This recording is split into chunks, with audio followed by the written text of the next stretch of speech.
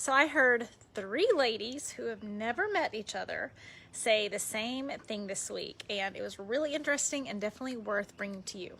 And there's lots of sun on my face, but whatever. I just finished up dinner and I'm about to have a call here in 15 minutes, so I wanted to check in with you guys. But I heard these three ladies say the same thing, which was, oh, I just wish he would leave me alone, or I hope he doesn't do this, or I hope they don't do this, or I hope she doesn't do this, okay? And when it comes to dealing with toxic people well, okay, there's certain strategies that are good and certain strategies that are bad, right? If someone has continually shown a pattern of bad behavior and your game plan going in is hoping they don't show that bad behavior again, it is a very, very, very bad game plan, okay?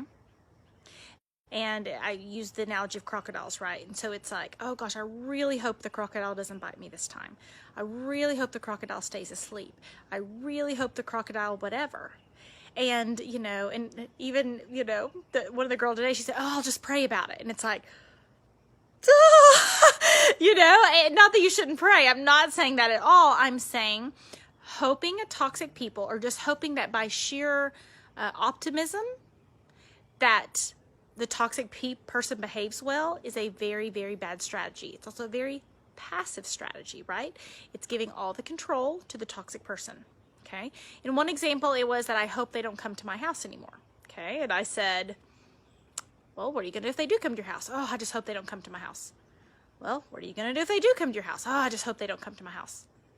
Well, what are you going to do if they do come to your house, right? And this is an intelligent female, right? I've heard three people say the same thing this week. Oh, I hope he doesn't reach out to someone else. I hope the toxic person doesn't reconnect to another toxic, to another person and make me look bad and start a smear campaign. It's like, well, what have they done in the past? They behaved badly. They showed up to my house. They started a smear campaign. Okay, so how many times have they done that? 3 or 4 or 5? So they've done it 3 or 4 or 5 times. But your strategy is to hope they don't do it this time. Okay? I want you to recognize how passive that is. I understand why you hope they don't do it this time. I really, really, really, really do. I understand how nice it feels, like if it all works out, right? And it just magically works out on its own. I understand the hope of that, right? And so many of our childhood stories, are about a fairy godmother swooping in, or finding that genie lamp, or finding a magic pill. There is no magic pill. You are the magic. You are the magic. You are the common denominator. You are the one who I'm sending you love, ladies, but we cannot sit passively by in our own lives and just hope the crocodile doesn't bite. Especially in something where the crocodile has bitten 3, 4, or 5 times already. They've already shown a pattern of behavior. Hoping they don't continue to exhibit that same pattern of behavior is a bad strategy. Okay? And we may not like the other options, right? Like, he just shows up at our house. I said, well, you can leave a note. You can tell him to get off your property. You can have a neighbor, tell him to get off the property. You can refuse to answer the door. You could even call the police and say he's trespassing, right? All those are active options where you have some power within your own life. Hoping he doesn't come to the house is so passive and so, it demeans you of your power. You don't have any control of your own life. They still have control. They have all the choices and you have none of the choices. Okay? And I want you guys to look for that, like active and passive ways to control your future. Active and passive ways, because wishing and hoping and, people are like, oh gosh, you seem to have such a great life. And it's like, do you know how many risks I took? Do you know how much I burned to the ground to get here? Do you know how many scary things I did? Do you know how many people I tried to get help from? Do you know? Do you know? Do you know? Do you know the times I had to stand up for myself? Do you know the times I had to, stand up to people who I thought were my friends? Do you know the times I had to do things I never imagined I would have to do? You don't get the life you want by just hoping.